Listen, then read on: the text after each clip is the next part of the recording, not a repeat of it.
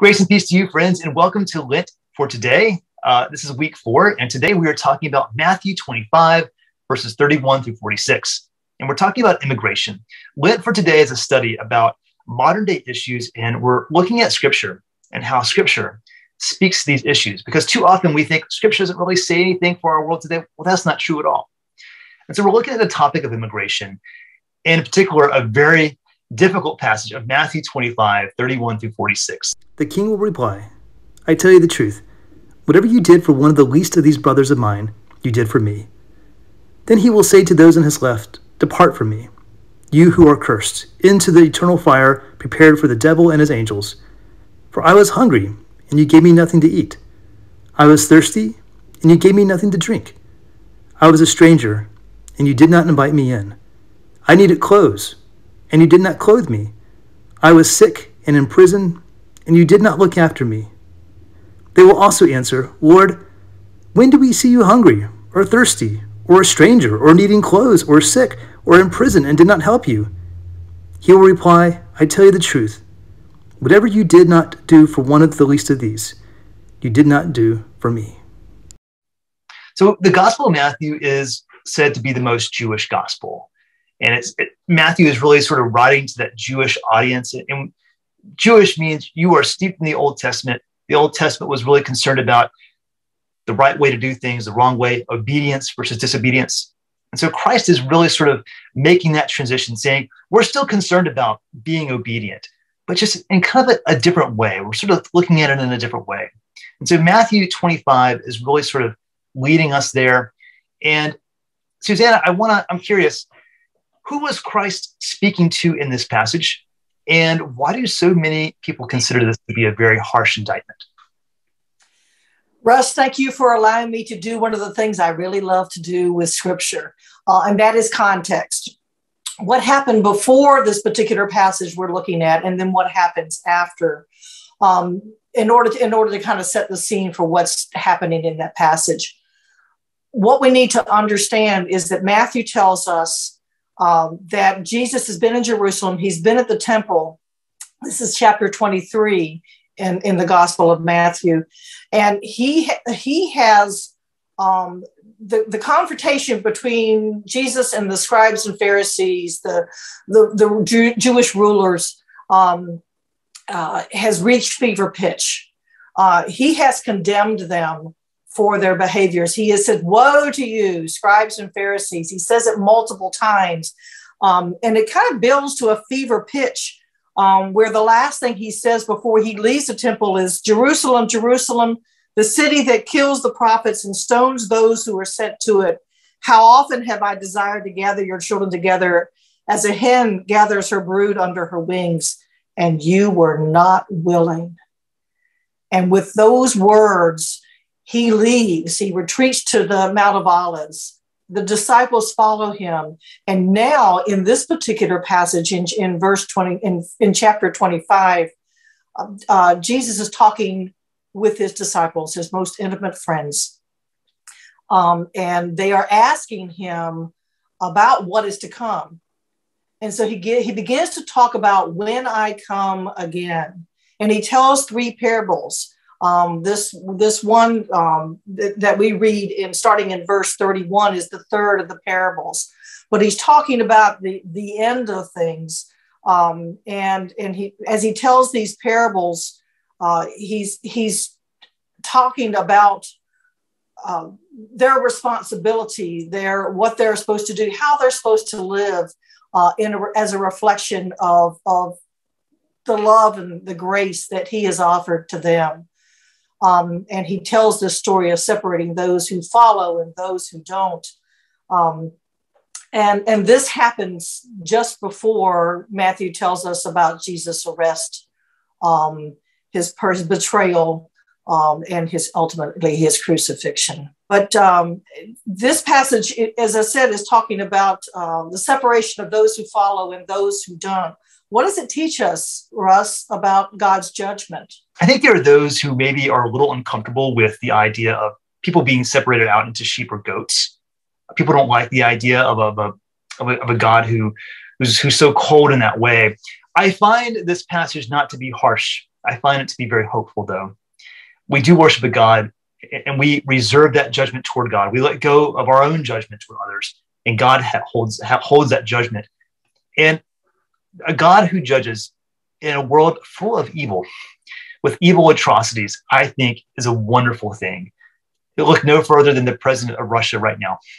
The idea that one day there will be justice that comes to that land, and that the people who commit these atrocities, who are targeting civilians, who are invading countries, their feet will be held to the fire.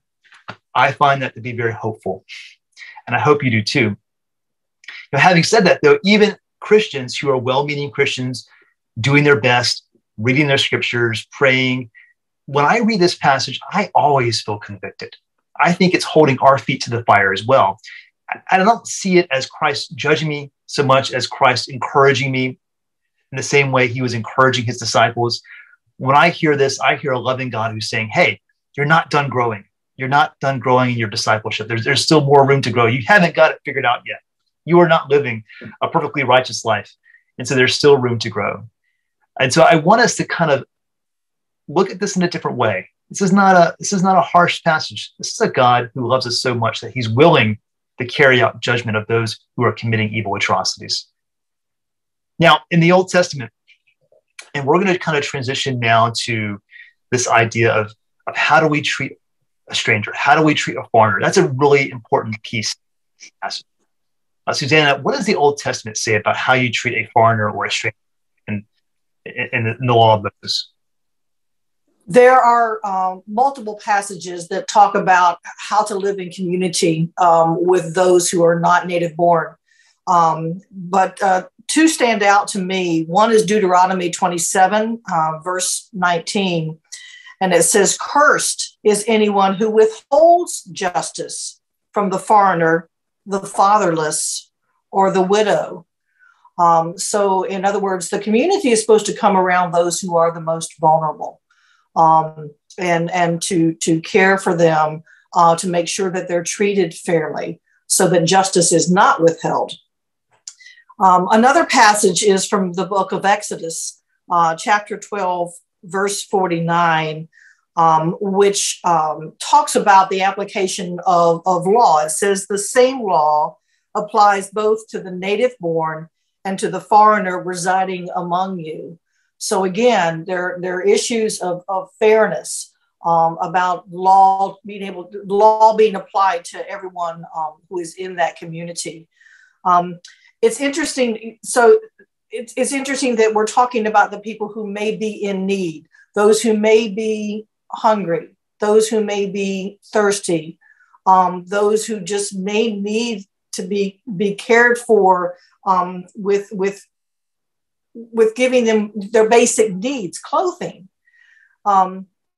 He also includes the prisoner, which is interesting. But I think the more I kind of look at scripture and some of the background that I was able to kind of uncover, is care for the prisoner was up to the community. It was not up to those who maintained the prison guards, or those kinds of things. It was up to family, and it was up to the community to provide for the prisoner, to make sure they were fed, to make sure that they were warm. And so I thought it was interesting that he includes these who are the most vulnerable, the most unable to take care of their own needs, that they are lifted up, that they're treated equally, that justice is applied evenly. So this is what his audience understood from the Hebrew scriptures. But talking about how this applies today, Russ, is complicated. We do have a complicated history with immigrants. And this parable can give us some direction. How do you think it can direct and challenge American Christians today? Well, clearly, Susanna, you and I are not experts in immigration. We're not putting forth a plan, a new policy for immigration. We're theologians. But what we can confidently say as theologians is that the totality of Scripture wants to say that we must see ourselves as foreigners as well, because we are foreigners. Being a Christian in the world means you are separate. you are a foreigner in the world. But also, we have a history of being foreigners. The Old Testament, the passages you mentioned, they said, look, remember that you were once a foreigner in a foreign land back when you were in Egypt. And I think there is sort of this air of superiority that comes with being an American born on American soil, that you have to accommodate to us. You have to live the way we do. You have to bend to our rules. That is not very compassionate. And I think we can point to two examples here. First, we can point to what's going on in Europe right now. On the Ukrainian border, there are Europeans who are going to that border, holding up signs and saying, I have room for 6. I have room for 8. They are going to them and saying, I am ready to welcome you. That is picture perfect Christ. More recently, here in our own country, though, we adopted this policy that families who come across the border illegally, they become separated from their parents. The children become separated from their parents. The United Methodist Church condemned this. Bishop Pope Morgan Ward, our bishop, condemned this. We sent pastors over to that border to do their own detective work, to pray over those children who were separated from their parents. That is a very cruel thing to do. That is lacking of compassion. There is clearly a lot of room for improvement for all of us in this country with regards to immigration. And I think one that keeps in mind that we are called to be compassionate. As theologians, as Christians, we are called to hold our leaders accountable by mentioning the fact that they have to show a compassionate response to those who are crossing our border. And many of them are running from something. Many of them are looking for simply a better life because they've been impoverished. Having compassion about that is important. Susanna, how do you feel about this?